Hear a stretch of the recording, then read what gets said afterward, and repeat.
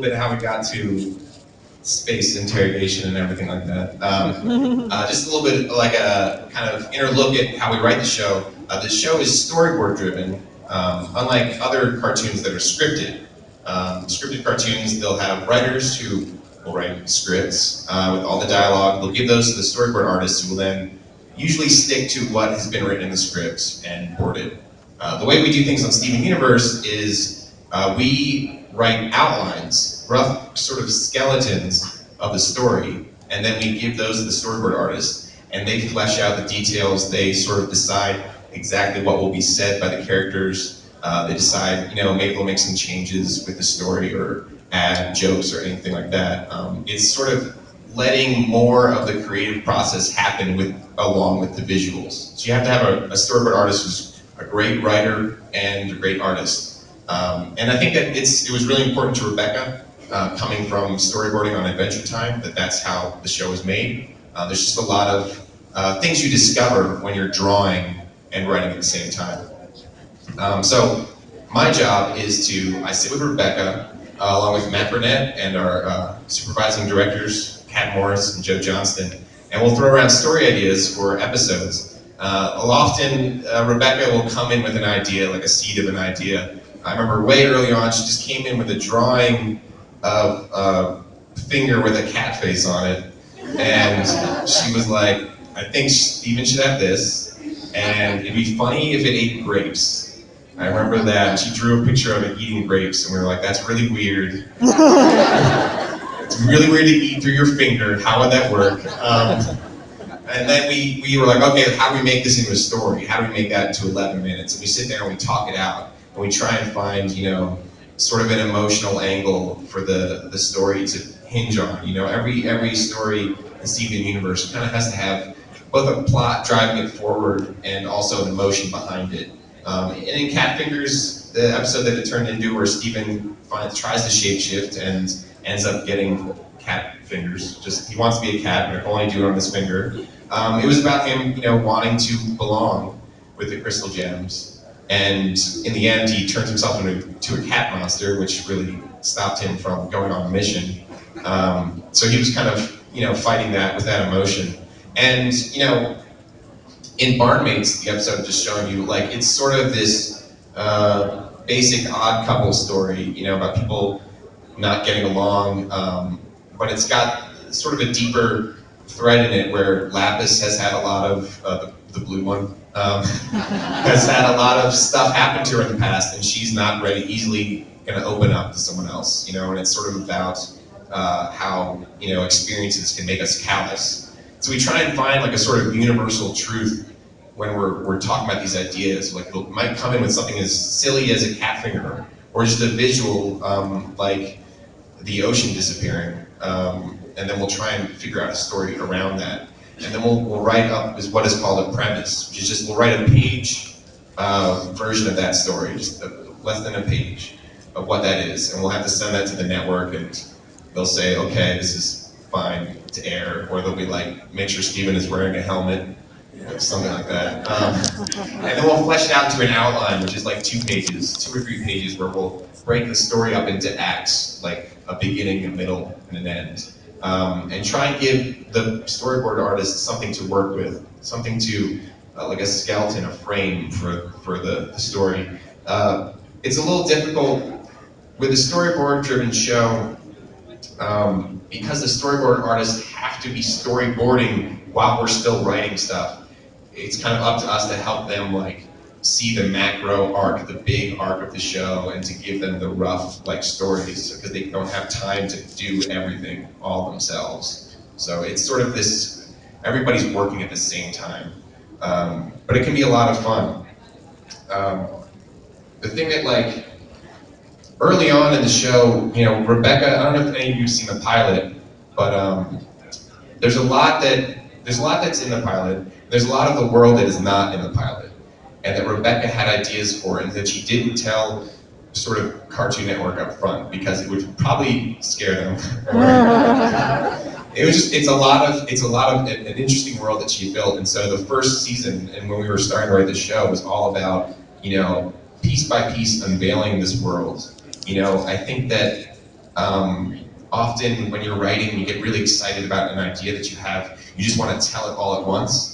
And I think it just will make people glaze over if you're like, okay, so 6,000 years ago, this alien race came here, like bear with me, and then like there's sort of rocks, but not.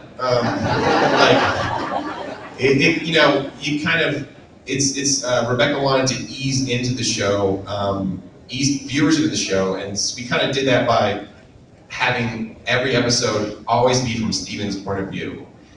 Steven does not know everything about the gems, he does not know everything about his mom's past, and so neither does the viewer. And so by having the show always be from Steven's point of view, the viewer never feels like overloaded with information, you know, and you can kind of understand what's going on with Steven and grow with Steven. And that was really important. If you notice, we never cut away from Steven. You know, we never will start an episode with Yellow Diamond being like, Steven Universe, I will get you. We never do that. The audience, you guys will only know what Steven knows, and it helps kind of, I think, just make the show easier to digest and more fun to watch it unravel. Originally, I think, you know, the network wanted us to start off with an origin story episode. They wanted to see at least the first day he lived with the crystal gems. We kind of wanted to ease into that, so we started off with Gem Glow, about just talking about his powers. And we would think about different aspects of his life, and we would kind of work off of those. You know, about his mom, about, you know, what the gems are, about fusion, all these sort of things, which would be kind of difficult to really explain. And it also helps us kind of keep it a kid's show. We don't really totally write it like thinking like, we're not trying to write down the children. And we know that there's fans, clearly, that are not little children. But like, there's a lot of episodes that making sure it was from Steven's point of view helped us like ground the episode and not let it get out of hand. There's this episode called Onion Friend, which is about Steven going over to hang out with Onion at his house while Amethyst hangs out with Onion's mom. And originally, that was a kind of a different story. It was gonna be, we wanted to show that Amethyst had human friends, like, because she's been around for a long time. Actually, there was a joke where Steven was like asking, like, "Oh, you used to have friends?" Like, because she's been around for hundreds of years, probably thousands. I forget. The time, I don't remember the timeline. So anyway, he was like, "I want to see some of your friends," and then we cut to her at a gravestone, being like, "Here he was. He died." But then that kind of didn't work. And then we wanted to have like this story about hanging out with her old friend Vidalia, who she lost touch with. And it became this story about how she had a kid, and you know, that's kind of why they didn't talk anymore. But that felt like kind of not accessible to Steven. Like there was no reason for Steven to be in the episode. It was just about them talking about, so you had a kid, I haven't seen you in a while. So we found this inn where we made the story about you know, Steven like realizing that Amethyst needs to talk to this old friend. So he's like, all right, I'm gonna hang out with Onion for Amethyst. Like, this kid is weird, but I'm gonna do that. And we thought that that was a more relatable story. I don't know if you guys ever experienced this, but like, if your parents ever took you over to one of their friends' house and you were forced to play with their kids and you were like, ooh, this is weird, get me out of this basement, I don't wanna be here.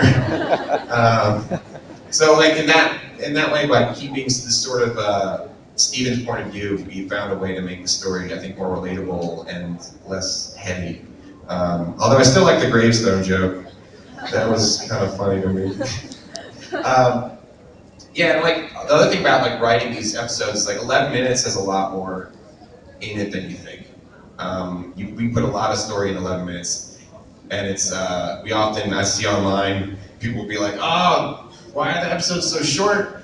It felt so short, and I was like, oh good, I think you want to see more. I think that's what that means when you're saying it's short.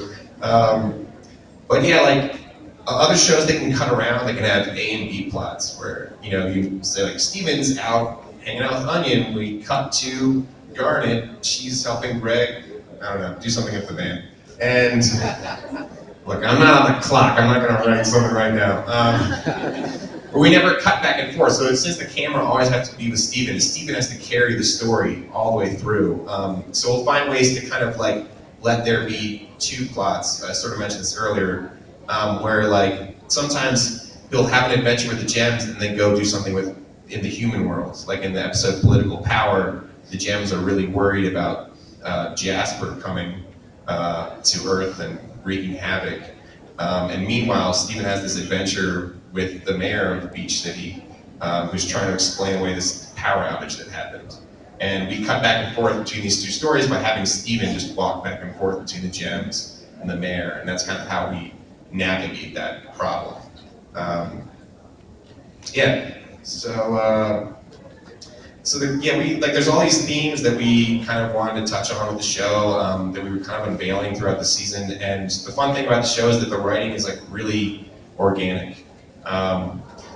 If you guys have an idea for your own show and you've got a lot of like details, like I think that it's important to let the process kind of mold the show, because that's what happens a lot. We'll have a general direction that we write in. People will often ask like, oh, did you know this from like episode 1 that this is going to happen?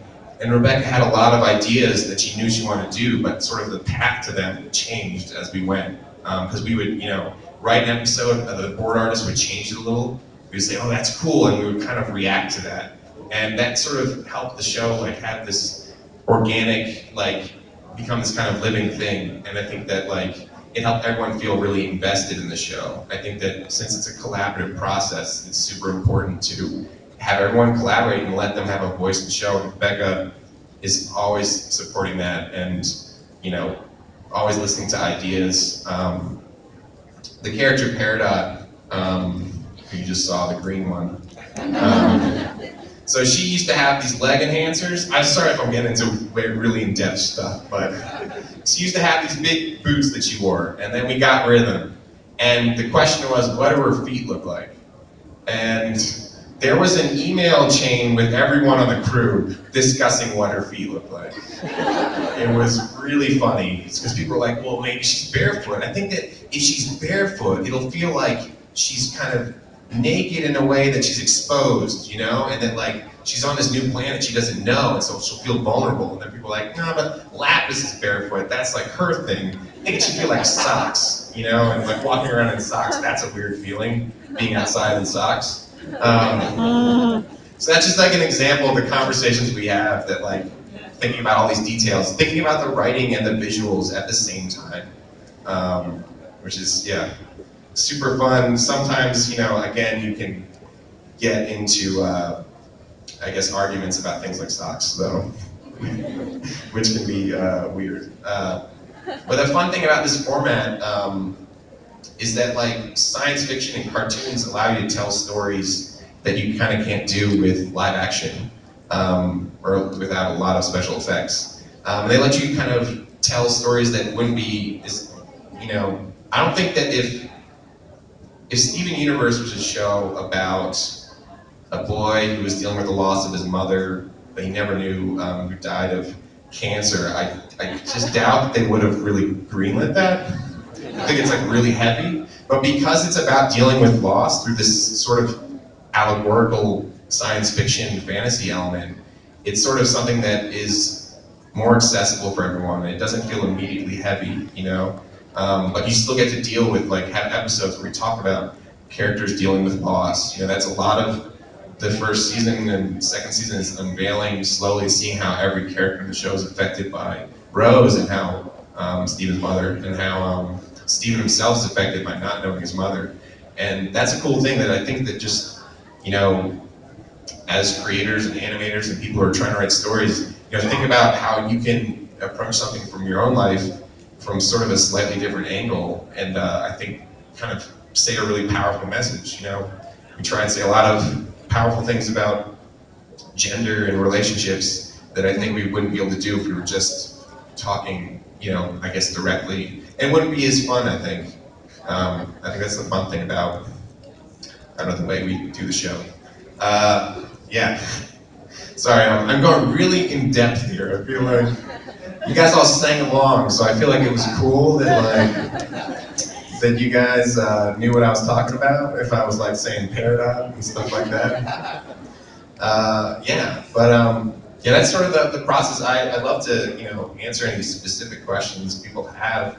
about the show. Yeah, that. Can we do that? All right, cool. Yeah, that guy's raising his hand.